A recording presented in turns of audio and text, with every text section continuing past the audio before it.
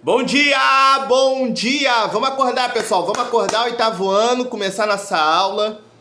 Em tempos da pandemia do coronavírus, não posso estar presente com vocês, meus queridos alunos. Ana Júlia, Brenda, Isabela, Beatriz, Tiago, Felipe, Nicole, Milena, Maria Eduarda, não poderia esquecer da Maria Eduarda. Todos os meus alunos, estou morrendo de saudade de vocês, tá?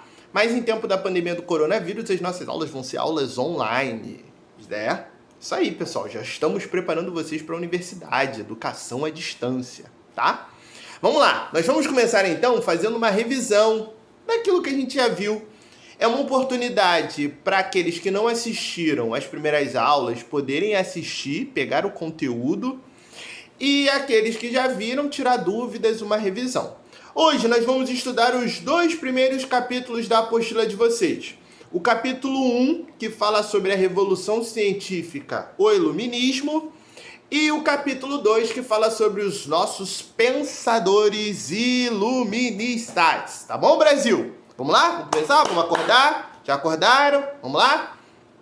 Capítulo 1, Revolução Científica e o Iluminismo. A Idade Moderna, século XV, século XVI, agora nós já estamos no século XVIII e no século XVII, é o chamado de século das luzes. Por quê? Porque está ligado ao conhecimento. Nós vamos ter o período onde o homem vai começar a produzir muita coisa relacionada à sua forma de vida. O homem ele vai começar a repensar a sua vida, tendo a ideia de que tudo que acontece na nossa vida tem uma explicação racional, tá? O iluminismo é justamente esse período aonde floresce o pensamento racional. A luz se refere aí ao conhecimento. Tá confuso? Vou explicar melhor. Para os iluministas, o período da Idade Média foi um período marcado pela escuridão.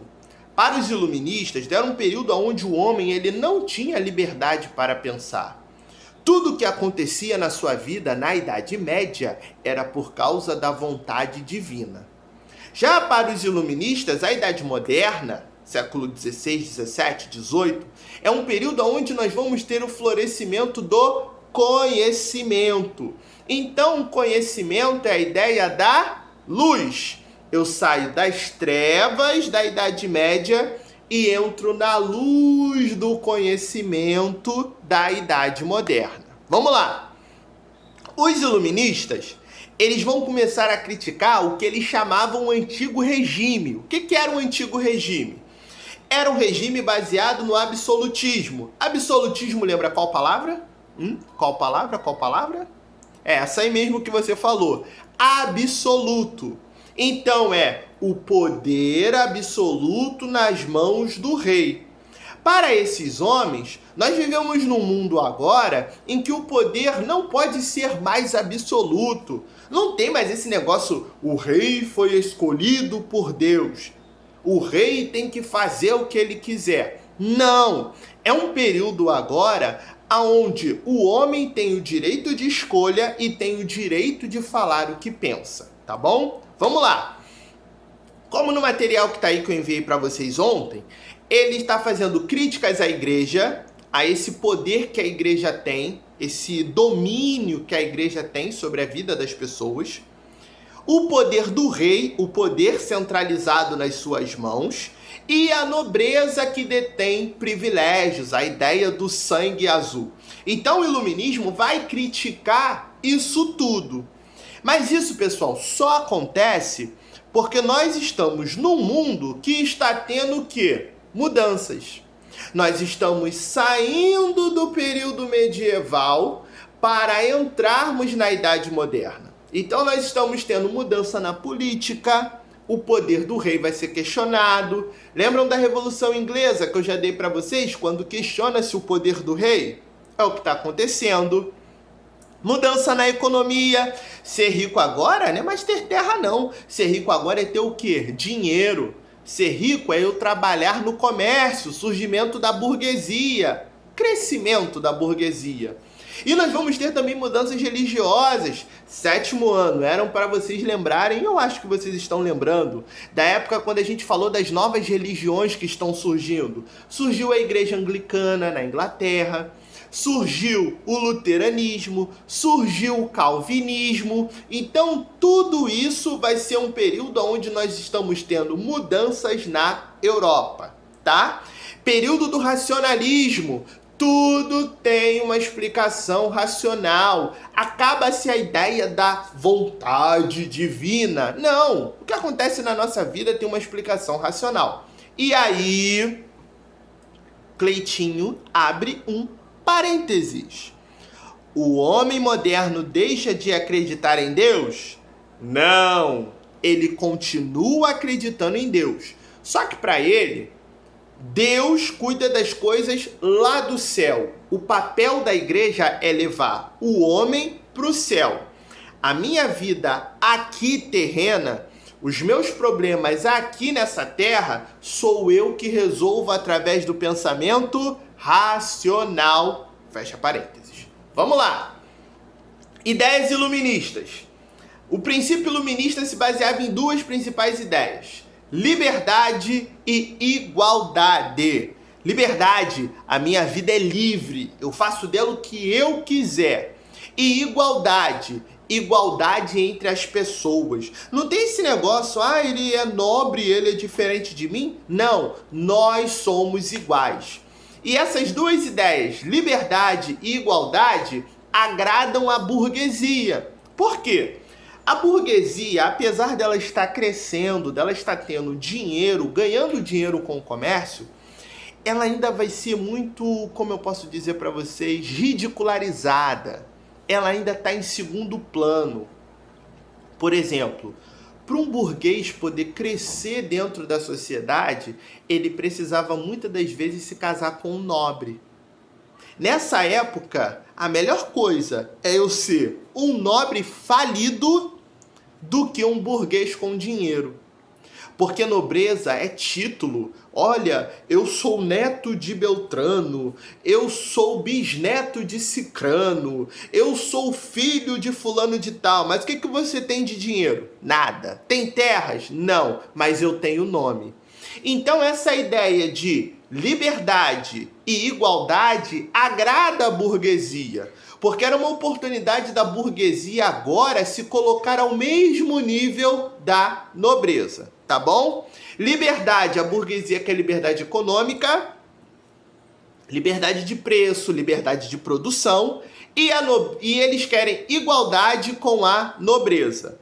Então, as principais ideias iluministas são o anticlericalismo, ou seja, críticas a esse poder excessivo do clero, essa ideia que você vai ter em muitos lugares da Europa, onde o Papa vai nomear o rei de um país, tá?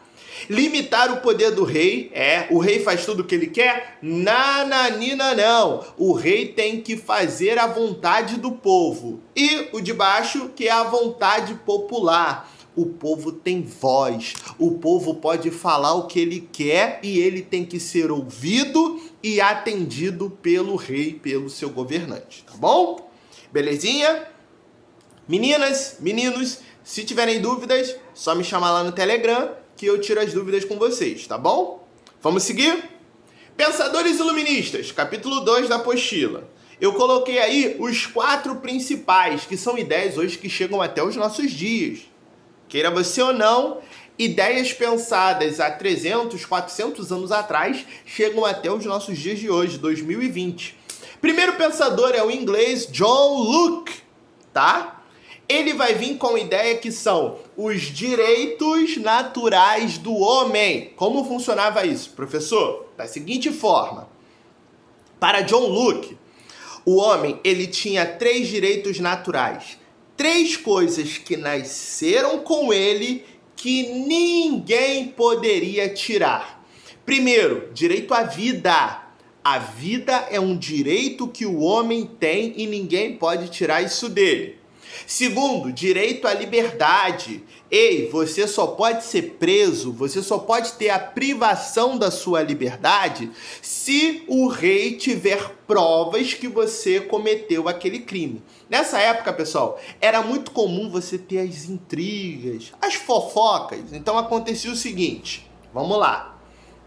Eu sou um nobre, né? E eu tenho um outro nobre. E eu não gosto muito dele. Ah, não gosto, tenho pinima com ele. O que eu faço? Eu vou lá no ouvidinho do rei e falo assim, rei, tá sabendo? E vocês sabem, né? Quando tu joga essa, tá sabendo, já fica todo mundo curioso. Aí o rei, tá sabendo de quê, nobre Clayton? Aquele lá, o Zezinho, ele tá organizando uma conspiração para te derrubar. Aí o rei perguntava assim, mas você tem provas? Ih, rei, eu ouvi ele falando com o Luquinhas.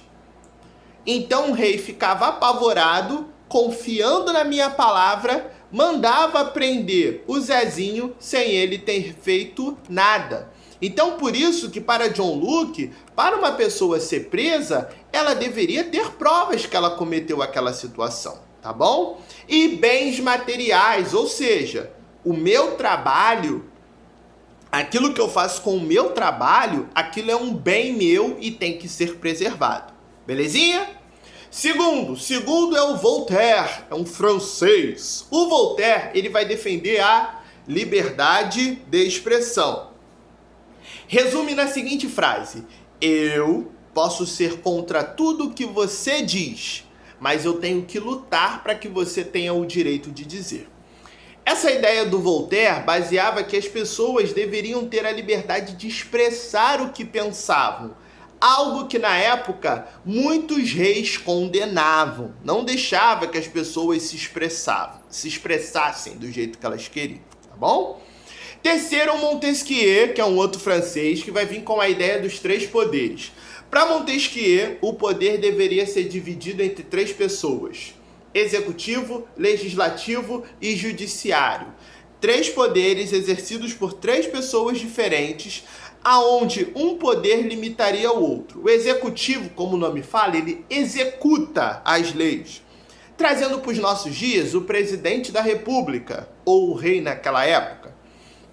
Legislativo seria nos nossos dias hoje a Câmara de Deputados e Senado. Eles fazem as leis. E por último, o judiciário, que seriam os juízes. Então são três poderes separados, independentes, mas que um precisa do outro. Exemplo, o legislativo só pode fazer a lei. O judiciário só pode julgar baseado na lei que o legislativo fez. O rei só pode fazer uma ação, executar, baseado numa lei que o legislativo fez e que o judiciário já julgou, tá bom? Então são três poderes separados e independentes, um limita o outro. O último é o Rousseau.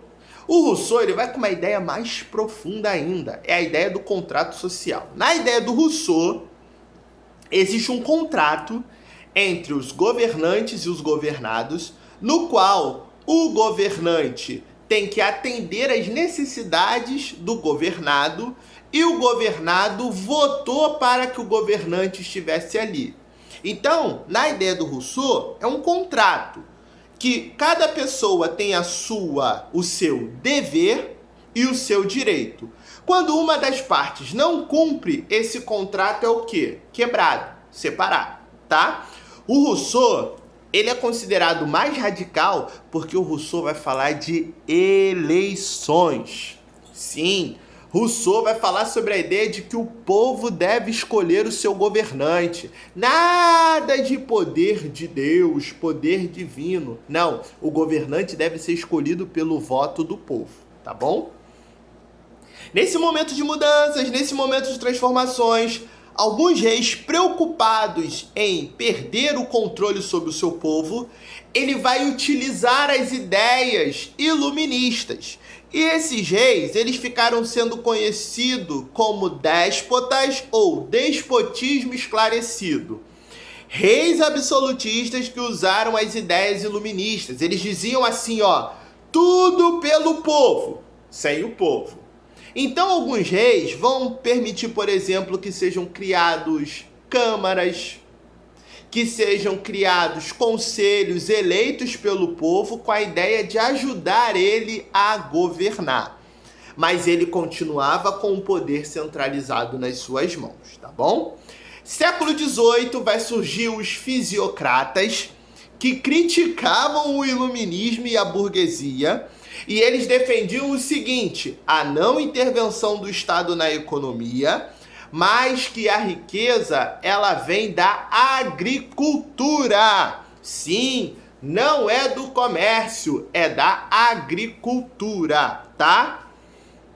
O liberalismo vai ser a aplicação das ideias iluministas, e nós vamos ter o liberalismo político, que vai ser as revoluções, a crise do antigo regime, quando, especialmente na Inglaterra e na França, o povo vai se unir para derrubar os reis absolutistas.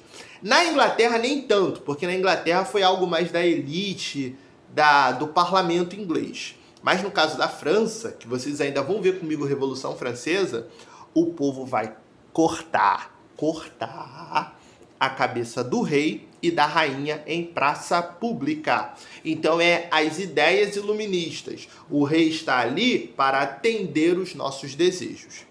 E nós vamos ter o liberalismo econômico, a aplicação das ideias iluministas na economia, principalmente através de um homem chamado Adam Smith. Ele vai escrever um livro em 1776, chamado A Riqueza das Nações, onde o Adam Smith ele vai defender algumas ideias nesse livro que, em primeiro lugar, o rei não deve se meter na economia. O que é isso, professor? Em muitos lugares, o rei limitava a produção, o rei determinava onde você poderia vender os seus produtos. Então, o Adam Smith ele vai dizer, o rei não deve intervir na economia. Vai ser a ideia da lei da oferta e da procura. Muito produto, pouca procura, o preço cai. Então o que acontece? As indústrias vão parar de produzir. Aí, pouco produto, muita procura, o preço sobe. Então mais pessoas vão produzir esse produto, tá? Outra coisa que Adam Smith vai defender, o trabalho como fonte de riqueza. Esse negócio aí de você ser nobre, ficar em casa sem fazer nada, não existe mais. Você agora tem que trabalhar, meter a mão na roça para fazer as coisas, meter a mão no comércio. O trabalho é a fonte de riqueza, tá bom? Pessoal, espero que vocês tenham gostado da revisão.